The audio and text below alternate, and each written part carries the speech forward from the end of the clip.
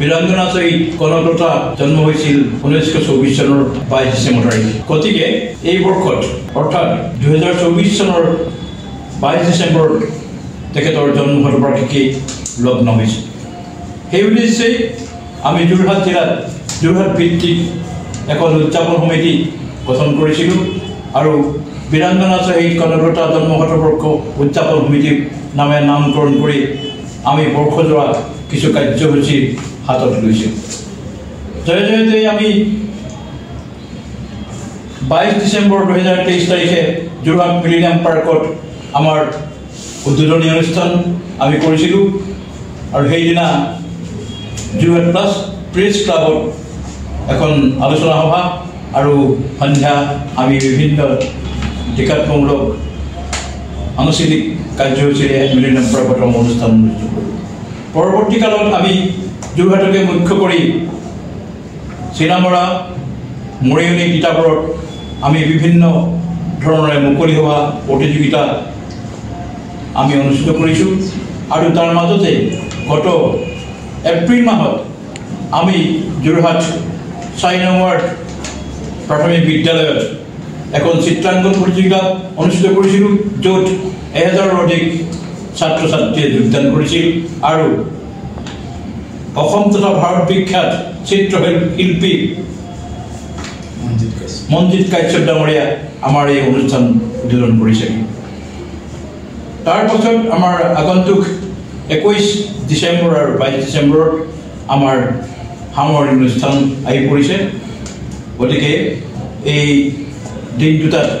আমাৰ প্ৰথম দিনা শোভাযাত্ৰা হ'ব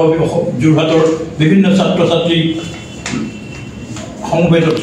আমি এটা শোভাযাত্ৰা কৰিম আৰু 22 তাৰিখে মুকলি সভা আলোচনা সভা হ'ব আমাৰ এখন স্মৃতিগ্ৰন্থ অনুষ্ঠান হ'ব বঁটা বিতৰণী সভা হ'ব আৰু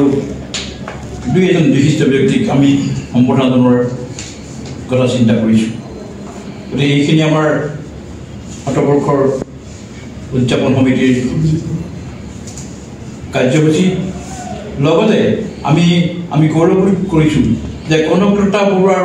পৰিয়ালৰ তেখেতৰ ভতিজাক অভিজিত বৰুৱা আমাৰ মাজত উপস্থিত হ'বহি আৰু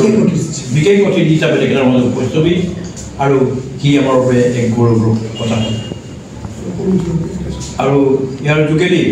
সকলো যোৰহাটবাসীক আমি অনুৰোধ জনাইছোঁ যাতে এই অনুষ্ঠানটো আমাক সহযোগ কৰি যাতে সফল কৰি তোলাত আমাক সহায় আগবঢ়ায়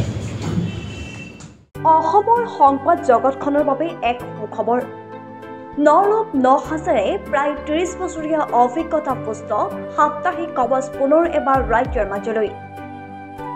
স্বত্বাধিকাৰী প্ৰণীতা কলিতাৰ দ্বাৰা প্ৰকাশিত আৰু অমৰজ্যোতি প্ৰিণ্টাৰ্ছ গুৱাহাটী কমাৰ্চ কলেজৰ বিপৰীত ফালে মুদ্ৰিত আমাৰ ঠিকনা মুখ্য কাৰ্যালয় অসম ফৰেষ্ট স্কুল হৰিমন্দিৰ পথ গুৱাহাটী আৰু অস্থায়ী কাৰ্যালয় কলিতা মাৰ্কেট বিজয়নগৰ কামৰূপ অসম মোবাইল নং 9435114666 আৰু 7024722813 মেইল আইডি prabhati.ahom@gmail.com